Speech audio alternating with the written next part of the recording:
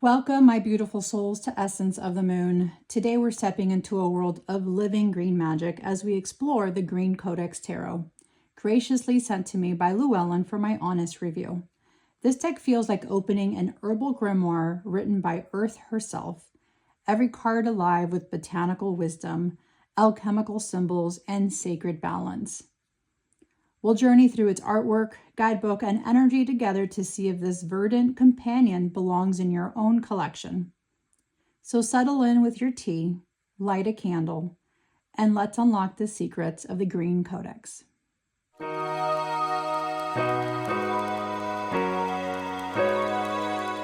Okay, thank you for sticking around for this wonderful unboxing. So again, this is the Tarot of the Green Codex written by Alexandra Dvornikova and Alexander Kopitin. Apologies if I mispronounce your name. So again, this was sent to me by Llewellyn.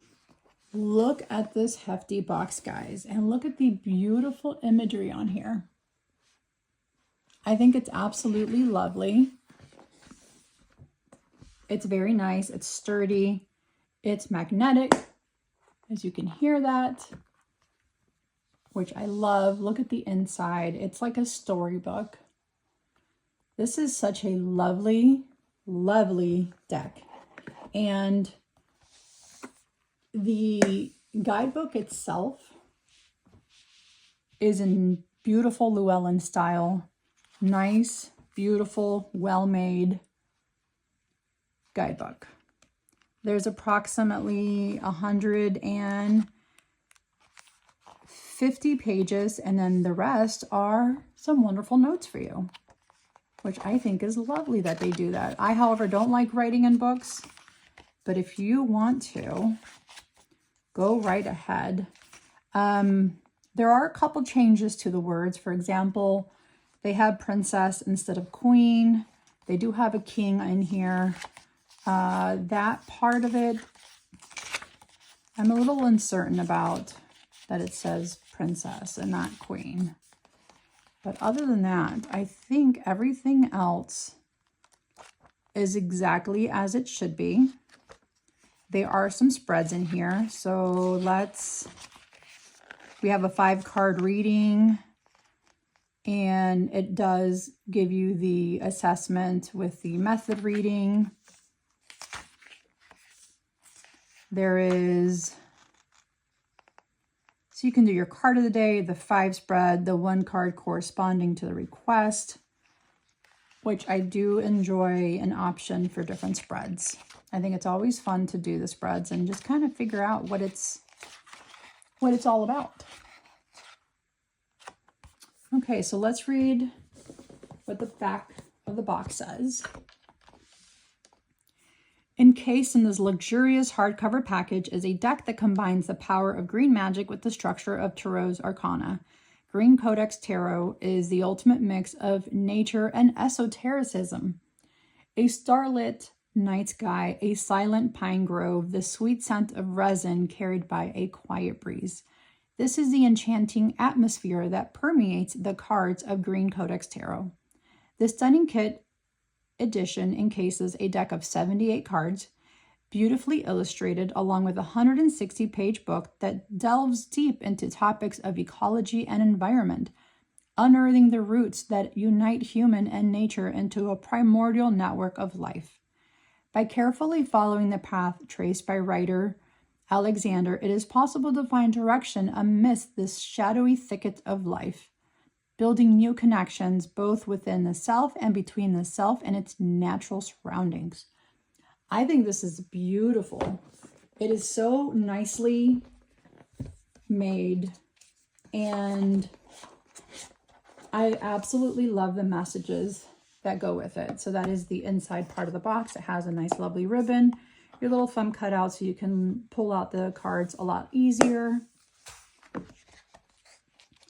Okay, so the guidebook does go through each of the cards, and it gives you a wonderful page to find them in, which I like.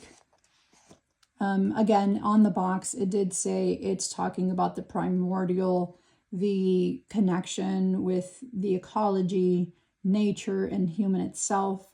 I think this is very much a deck that has some psychology wrapped into it, which is kind of funny because I am in college right now, and the class I'm studying is called abnormal psychology. So it talks about the ecological behavior models and issues of health, professional, self-realization, private matters, family, significant relationship, professional self, or life choices, personal development, and many others. So there's a lot of symbolism in here that's going to reassess the attitude towards the world itself and specific situations. So again, that is also the main function of tarot. It kind of helps you navigate those aspects of your life.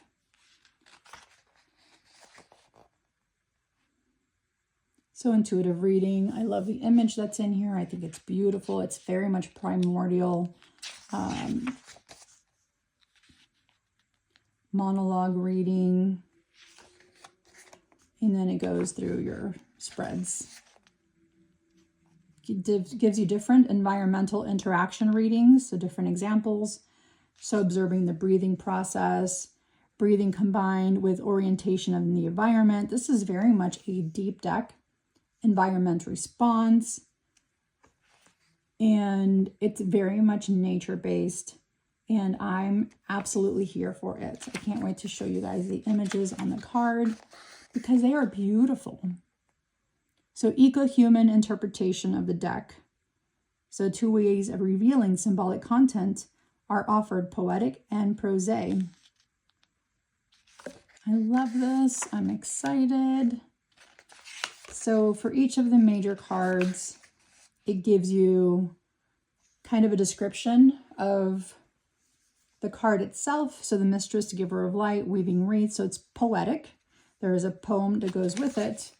And it also gives you a description on the card itself and different types of suggestions. So I find this to be very much a different read, and I love this. Yeah, it's absolutely beautiful. For the minors, you only have you don't have the image of the card, but you do have, of course, the name on the top, the poem itself, and a description of the card itself and what it represents. So that is the guidebook. Okay. So here are the backs of the card. So it's very much a starry night. Here you see the pine trees and the galaxy and the crescent moon on top. There is no gilding. And it's very much, as you can see the colors, it's very much a warm color with some coolness in it, but very much browns and blues and some blacks, along with just a splash of color here and there. Okay, here we have the Fool. And here he's starting on his journey. But I love how he has the bells in his hands. It's like he's alerting the world that he's starting this journey. And he has that fire in him to start. So that's the beginning of his journey here. The Magician. So we have that primordial image in the guidebook. And I love that he looks like a shaman. He's so cool. There's a shooting star behind him. There's falling stars. There's so much energy behind him and above him. And he's standing in a fairy ring. You can see that. Isn't that lovely? Here we have the High Priestess. She's very strong. Again, another primordial image. She's just flipping fabulous, guys. She's fabulous. You can see her third eye is open, flames in her hands. Lovely. The Empress. So even though she's not pregnant here, she's weaving. As you can see, she has a wheel right in front of her. And she's creating. The Emperor. I absolutely love how there's like stars and a galaxy right above him. But there's also, as you can see in his robe and his smock there, he has all the astrological signs. So it's like he's the master of them all. The Hierophant. I love that the birds are just there watching him play his harp. It's beautiful. It's like they're listening to him play. Here we have the lovers, and it definitely looks like a reflection of one another. And how many times does your partner mimic you after living together for a while? I see that happening. The Chariot. And it's funny that there's just two people in the Chariot, not just one. And look at what's pulling them. This is beautiful. Justice. And I love that she has a heart in one hand and the world in the other. So it's like trying to balance your feelings with what's really happening. She's beautiful. And the Hermit card. Look at him. Oh, this is fabulous. I love the Hermit card, so it's something I always look for, as well as the Death, the Devil, the High Priestess. All of those are very important to me. The Ten of Cups. Look at the Wheel of Fortune. So pretty. Strength, and here she's taming the dragon. That's so cool. The Hanged Man. You can see the insides, but he still has the virtue. Ooh, look at the Death card. I love the Death card. That is so cool. Temperance. Look at that Temperance card. Wow. So pretty. And one of my favorite cards in here, look at the Devil. It's like, if you look at this card, you'll see your face in that. And I like that. That looks like Lilith. And could be Baphomet. There's the serpents. I think this is a fabulous card. I've never seen someone use a mirror there. And it makes complete sense. But when you look at it, your image is actually kind of distorted. So be careful what you're being told, you know? I love that. The Tower card. Slightly different than an actual tower, but it's pretty cool. The Falling Star. I think that's beautiful. The colors in here are so rich and very much warm, comforting colors. The Moon. The Sun. So pretty. Judgment. Look at Judgment. Wow. It's like a Viking send-off, like, you know how the Vikings, for their death, they'd be burned in their longboat. Those are my words today, people. Look at the Universe card. So that would be the World card. But I love how it's the snake.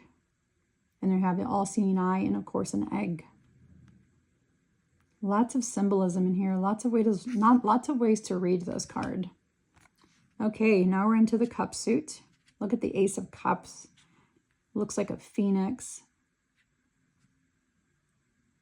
The energy that's coming out of that vessel. Two of Cups. I love this card. Look at that. That's so pretty. Oh, beautiful. Three of Cups. Oh, I love these. I love this. I really do love this deck.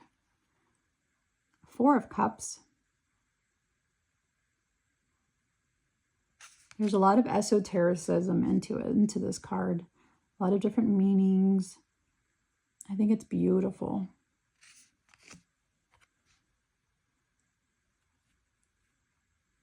are so pretty.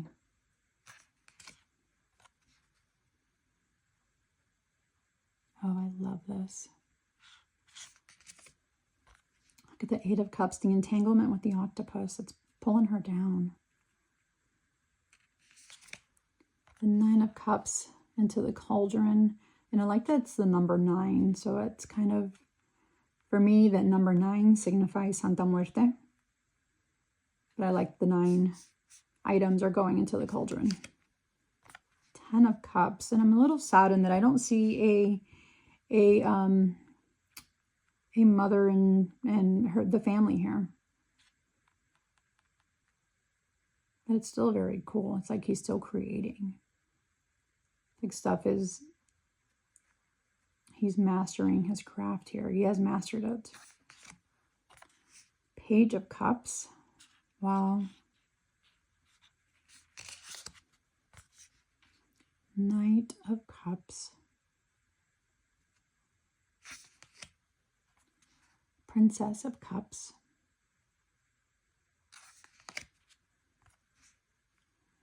King of Cups. Ace of Pentacles. I like the pentacles. It's really pretty. It's her flowers. Two of Pentacles with a balance. Ooh, Three of Pentacles. So it's very much like a Pippish deck. So perhaps probably not for someone who's very new at tarot, because I feel like they will have a hard time.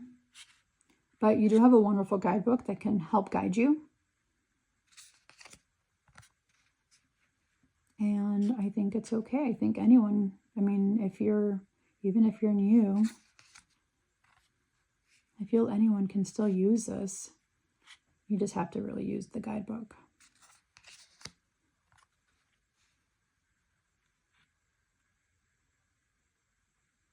Yeah, it's so pretty, guys. It's so pretty. Look at the images here. Oh, I love this. Oh, 10 of Pentacles. That's pretty. Page of Pentacles. Lovely. The Knight of Pentacles. So it's a little bit different than your typical Knight of Pentacles. It's still pretty. Princess of Pentacles. Oh, she looks like a mandrake root. You guys see that? She definitely looks like a mandrake. And the King of Pentacles. He's so cool. His beard is really nice. Ace of Wands. Look at the branches on fire. The trees on fire. Two of Wands. How pretty is that? Ooh, Three of Wands. I love this. Look at the top part of him camping. I like that. There's a balance between all three of those. Four of Wands. These images are beautiful, guys. Absolutely beautiful. Oh, I love the Five of Wands. That's so pretty. It's beautiful. And there's elements connecting them together. But down here at the bottom, you can probably see that. Beautiful. Oh, look at the Six of Wands card. Yes. And the skulls on the Seven of Wands. I'm here for that. This is very much a introspection type of deck. I'm feeling like it's very much has that energy of kind of like shadow work. Eight of Wands. Oh, look at her. Nine of Wands. She's so pretty. But normally you see this in a Ten of Wands card, but I guess a Nine of Wands works. Oh my gosh, look at the Ten of Wands. Oh, that's tough. Wow. Page of Wands. He's cute. Look at him.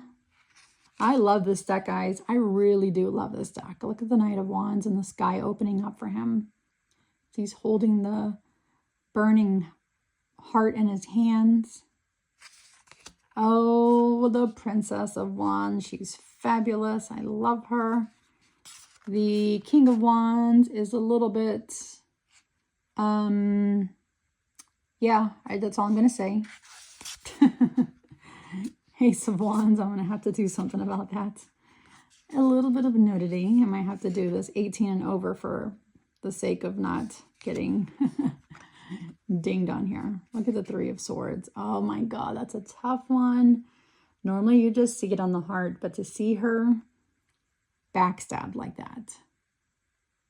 Wow. Four of Wands, or Four of Swords, so pretty. Look at the Five of Swords. Six of Swords. I love that. It's like this is compass. Seven of Swords. Eight of Swords. Wow, look at the spider web. He's entangled. Oh my goodness. Nine of Swords. Wow. 10 of Swords. Oh my goodness. And look at the virtue that's happening around his head, that halo. I love that it's showing there. Page of Swords. Wow, the Knight of Swords. Princess of Swords. King of Swords, and these are the bottom two cards. So for me, these are considered bookmarks. That's what I use these for. I use them for bookmarks. Okay. So it bends nicely. It's not super duper thick. I think it's a great quality card. And it's not super thick in your hands, which I like. So it's not glossy. It's a very nice material, matte finish. Smooth. I bet this will fan out perfectly because of how smooth it is. Oh no, it's a little too smooth yet, but that's okay.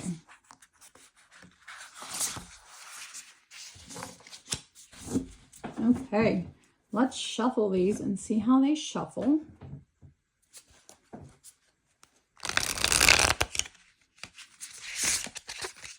Okay, that wasn't the best shuffle. Let's try this again. It's a little cold out here, so my hands are stiff.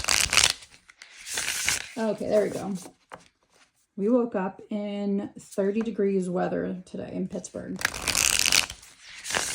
Okay, there we go. There is that nice shuffle. So my hands are a little bit stiff.